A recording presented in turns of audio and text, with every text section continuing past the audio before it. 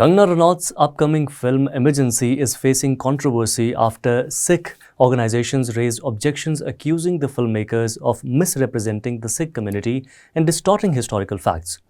The actor, who is also a BJP MP, revealed that the Central Board of Film Certification has suspended the movie's clearance following death threats received by its members.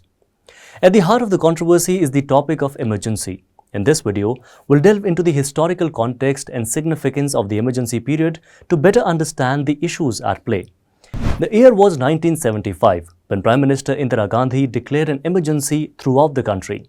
For the next 2 years, the fundamental rights of the people got suspended, several opposition leaders got jailed, and this part of the history is considered a black mark tarnishing Indian democracy. But what were the exact reasons for declaring an emergency? Why was it done? And why is it considered so terrifying? In today's video, let's try to understand this event in depth.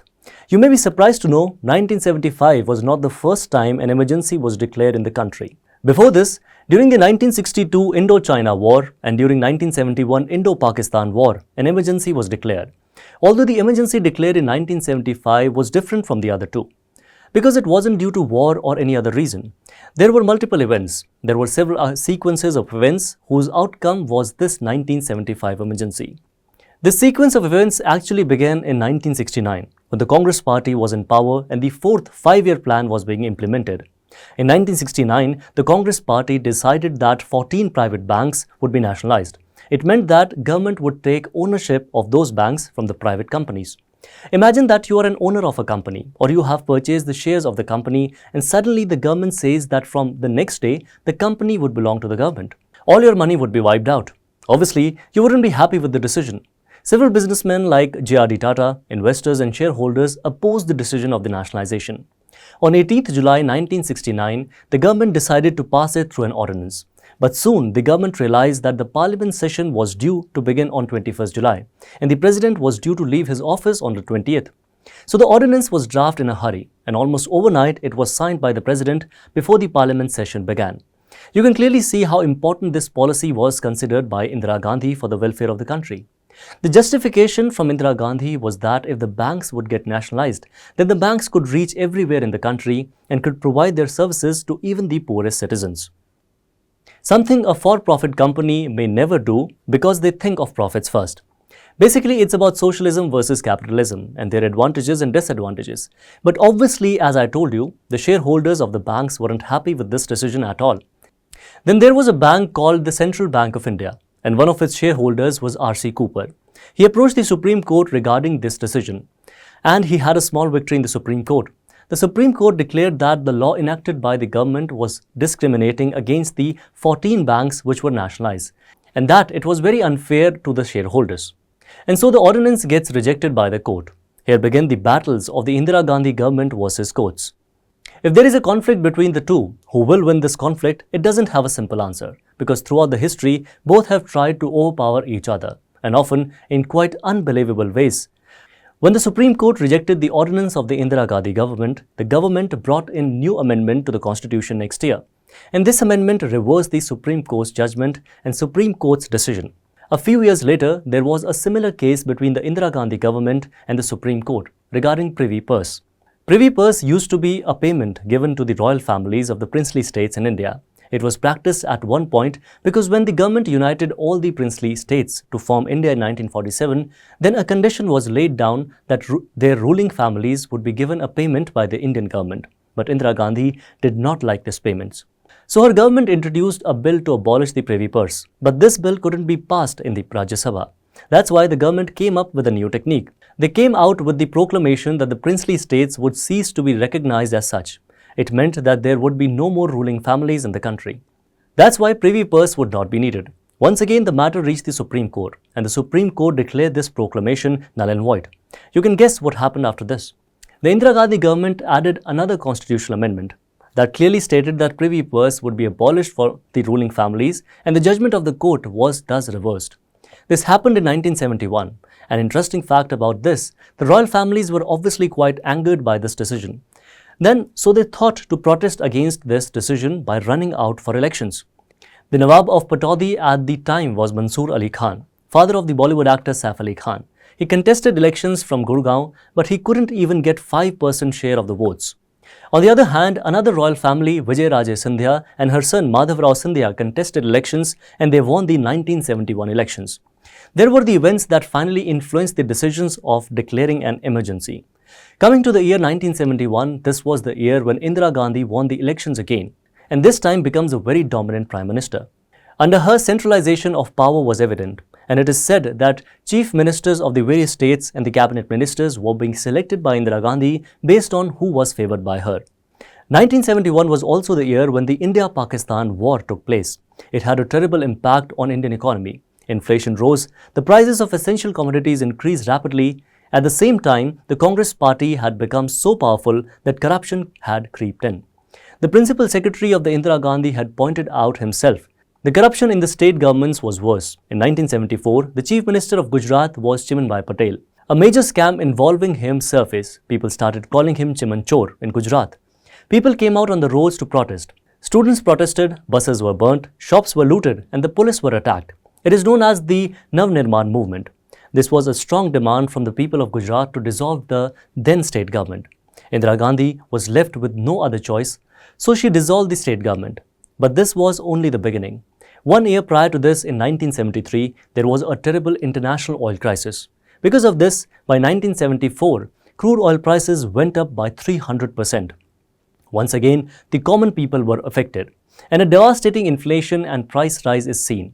In the same year, a movement similar to the one in Gujarat began in Bihar by students.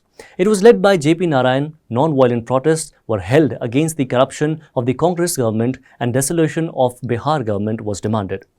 Another leader, George Fernandez, carries out a 3-day-long railway strike for demanding better working conditions and better salary for the railway workers. More than 1.7 million workers protested, and it became the largest industrial strike in the world at that time. A year passed, but Indira Gandhi did not soften.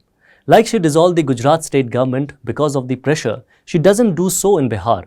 In fact, she claims that the movements were trying to end democracy, calling them foreign-funded anti-national movements, but the protests continue. Constant strikes, devastating inflation, price rise, unending protests and allegations of corruption. You can imagine the state of the country in 1975. As if all of these weren't enough, in March 1975, Indira Gandhi got another shock from the Allahabad High Court. The thing was that for the previous 2 years, there was an ongoing case against Indira Gandhi in the Allahabad High Court. This case was filed by a socialist election candidate, Raj Narayan. He had contested the elections against Indira Gandhi in 1971 from the same seat of Rai Bareli in Uttar Pradesh. Raj Narayan was also an Indian freedom fighter, but he is more popularly known for the case against Indira Gandhi. Raj Narayan accused Indira Gandhi directly that she won her seat in election using unfair means, that she had manipulated the ballots. 14 crimes were reported against Indira Gandhi, but you will be shocked to know that she was convicted only for 2 of these crimes by the court. The first crime was using the UP government to build a huge stage to give her a speech. And the second crime was that her election agent, Yashpal Kapoor, was a government employee, even at the time of the elections, which was wrong. Because of these 2 crimes, the court declared Indira Gandhi's Lok Sabha seat as null and void, and Indira Gandhi was removed from the Lok Sabha. Then the newspaper printed as if the decision of the court had basically unseated the Prime Minister from her seat because of a traffic ticket violation. Basically, they were saying that the crime was insignificant and the consequences of this is disproportionately large. Because this decision was taken by the Allahabad High Court, Indira Gandhi moved to the Supreme Court to appeal this judgment. The opposition exploited this opportunity. They took to the roads to demand that the corrupt Prime Minister should resign. Morarji Desai said that a do-or-die movement was beginning against Congress. The decision by Allahabad High Court had come on 12th June 1975, and what happened after 24th June was no less than a filmy drama. On that day, Indira Gandhi's appeal was heard in the Supreme Court, and the judges said that all her privileges can be withdrawn, that she may not vote or contest any election for the next 6 years, but she could remain the Prime Minister till the next hearing. After the court statement, there was an uproar on the streets. The intensity of the protests of the opposition increased further. Some Congress leaders started protesting in favor of Indira Gandhi. The rallies being taken against Indira Gandhi, one of those rallies was led by J.P. Narayan. He urged the students to come out and protest. He urged the people to stop obeying the police and then told the police and armed forces and the Indian Army and Indian Air Force that they refused the orders by the government. This was a kind of civil disobedience, but are you reminded of another word by its description? Internal disturbance. If you read Article 352 of the Indian Constitution, it states that an emergency can be declared by the President of India if India's security is threatened by a war or external aggression or internal disturbance. Meaning that in India, an emergency can be declared for three reasons. The first reason is if India goes on a war with another country. The second reason is external aggression if a country attacks India. And the third reason if there is a rebellion in the country. The last two emergencies being declared in India were based on the reason for war. But for this emergency of 1975, the internal disturbance was used as a reason. On 25th June 1975, Indira Gandhi consulted with some of her ministers and on their advice sent a written note to then President Fakhruddin Ali Ahmed requesting that he declare an internal emergency in the country using the third reason of internal disturbance. And he does so on the night of 25th June. Within a few hours, several opposition leaders were arrested, including Morarji Desai, J.P. Narayan, L.K. Advani and Charan Singh. The government cut the power supply to the newspaper offices in Delhi that night, so that no newspaper could be printed in the next day. The next morning, it was announced on the radio by Indira Gandhi, so there were several root causes and reasons actually.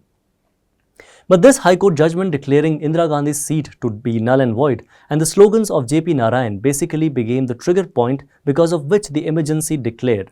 Or you may say that they become the excuses for Indira Gandhi for justifying declaring an emergency. What happened in the next 2 years is historic in itself. This is known as the darkest period of Indian democracy. The fundamental rights of the people were taken away and the people continuing to protest were arrested.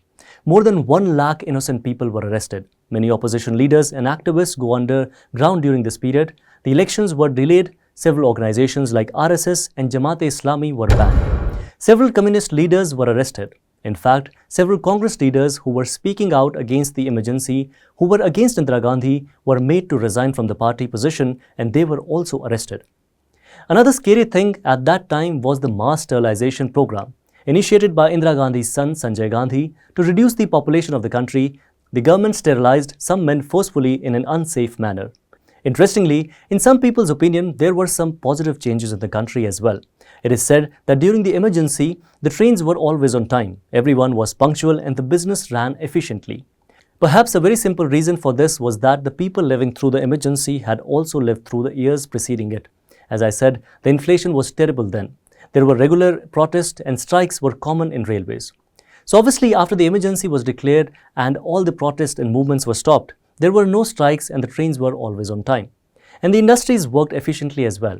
This is the reason why some industrialists like J.R.D. Tata gave positive comments regarding the emergency. Although later he did change his opinion about it.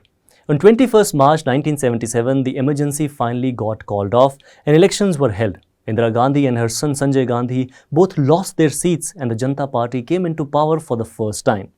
This was the first time that a party other than Congress formed a government in India. It's another story that this government didn't last long and elections were held again in 1980 and in 1980 Indira Gandhi came into power again. But this time around her economic policies had changed a lot. Perhaps she had learned her lesson and her economics became a bit more right-leaning, more capitalist-oriented. But this is a story for another time. I hope that you found this video informative. I'll see you in the next video. Till then, keep watching the Savera.